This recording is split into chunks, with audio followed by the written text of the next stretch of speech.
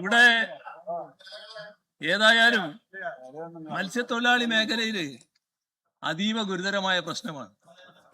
ബഹുമാനപ്പെട്ട മുഖ്യമന്ത്രി ഏതെല്ലാം തരത്തിൽ വ്യാഖ്യാനിച്ച് സമർത്ഥിക്കാൻ നോക്കിയാലും നമ്മുടെ കടലിന്റെ മക്കൾ വല്ലാത്ത ആശങ്കയിലാണ്. കാരണം കടല് നഷ്ടപ്പെടുമോ എന്ന ആശങ്കയാണ് ഏറ്റവും പ്രധാനം. സർ, നമുക്കറിയാം മത്സ്യത്തൊഴിലാളികള് ഒരു കാലത്തും ദാരിദ്ര്യം വിട്ടുമാറാത്തൊരവസ്ഥയിൽ കഴിയുന്നൊരു വിഭാഗമാണ്. എല്ലാവർക്കും ആ വിഭാഗത്തിന്റെ പ്രയാസങ്ങൾ അറിയാവുന്നതാണ്. സർ, ഈ മത്സ്യബന്ധനത്തിന് സൗകര്യമില്ലാത്ത പഞ്ഞമാസങ്ങളാകുമ്പോൾ, ട്രോളിംഗ് നിരോധനവും കൂടി വരുമ്പോൾ നമ്മൾ സാധാരണഗതിയിൽ അവരെ സഹായിക്കാൻ തയ്യാറാകാറുണ്ട്. ട്രോളിംഗ് നിരോധനം മാത്രമല്ല, കാലാവസ്ഥാ വ്യതിയാനത്തിൻ്റെ കാര്യം ഇവിടെ പറഞ്ഞു, കടൽക്ഷോഭം വരുന്ന നിലയുണ്ട്. ഇതൊക്കെ വലിയ തോതിൽ മുഴുപട്ടിണിയിലേക്ക് തന്നെ ആ വിഭാഗത്തെ എടുത്തെറിയുന്ന നിലയാണ് ഉണ്ടാക്കുന്നത്. അതുകൊണ്ടാണ് പഞ്ഞമാസി ആനുകൂല്യങ്ങൾ അവർക്ക് നൽകുന്ന നില നേരത്തെ മുതൽ സ്വീകരിച്ചു വരുന്നത്. സർ, ഇവിടെ അത് കൃത്യമായി നൽകിയില്ല എന്നതാണ് ബഹുമാനായ സജി ചെറിയാൻ ഇവിടെ ഉന്നയിച്ച പ്രശ്നം.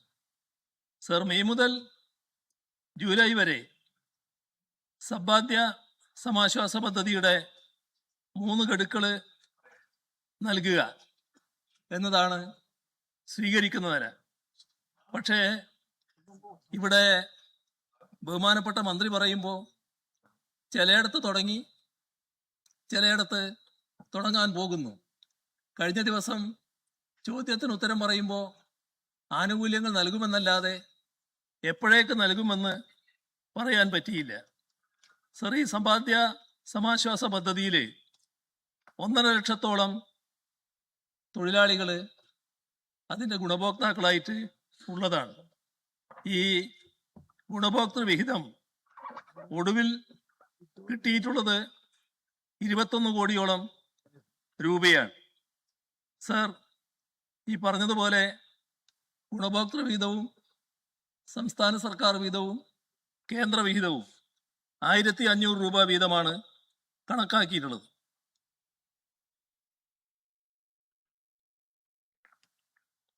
$4500 രൂപ ധനസഹായം നൽകുന്നത് 6000 രൂപയായി കഴിഞ്ഞ സർക്കാരിൻ്റെ കാലത്ത് വർദ്ധിപ്പിക്കാൻ തീരുമാനിച്ചതാണ്.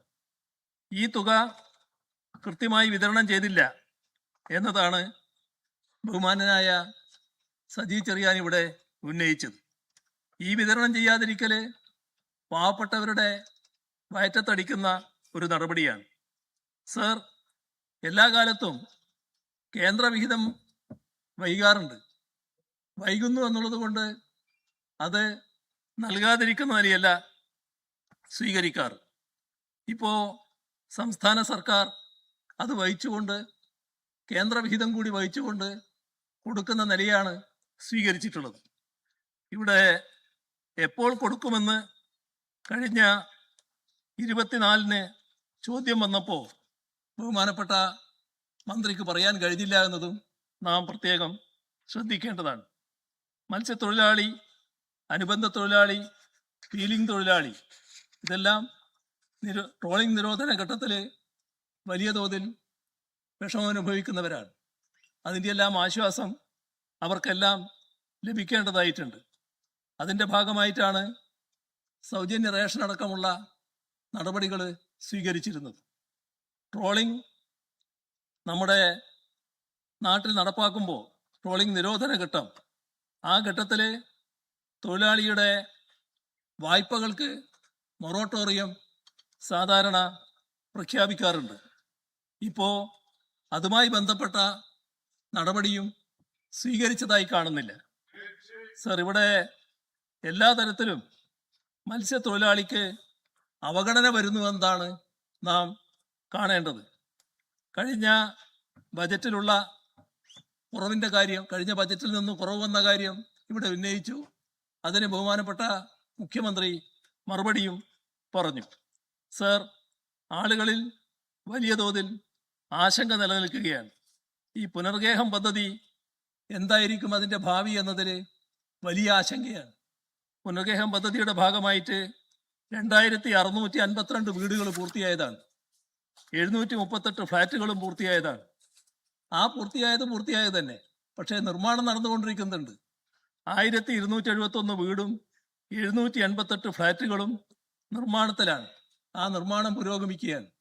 ആ വിവിധ ഘട്ടത്തിൽ കിടക്കുന്ന ആ നിർമ്മാണത്തിൽ ഇരിക്കുന്ന ഈ ഫ്ലാറ്റിൻ്റെയും വീടുകളുടെയും ഭാവി എന്തായിരിക്കും, അതിനെക്കുറിച്ച് വ്യക്തത ഇപ്പോൾ വന്നിട്ടില്ല എന്നത് നാം കാണണം. പുതിയ ഭവന പദ്ധതി എന്ന് പറഞ്ഞിട്ടുണ്ട്. പക്ഷേ ഈ പണി പൂർത്തീകരിക്കേണ്ട ആ വീടുകൾ, ഫ്ലാറ്റുകൾ പൂർത്തീകരിക്കേണ്ടതല്ലേ? അതിൽ പ്രത്യേക ശ്രദ്ധ ഉണ്ടാകേണ്ടതായിട്ടുണ്ട്.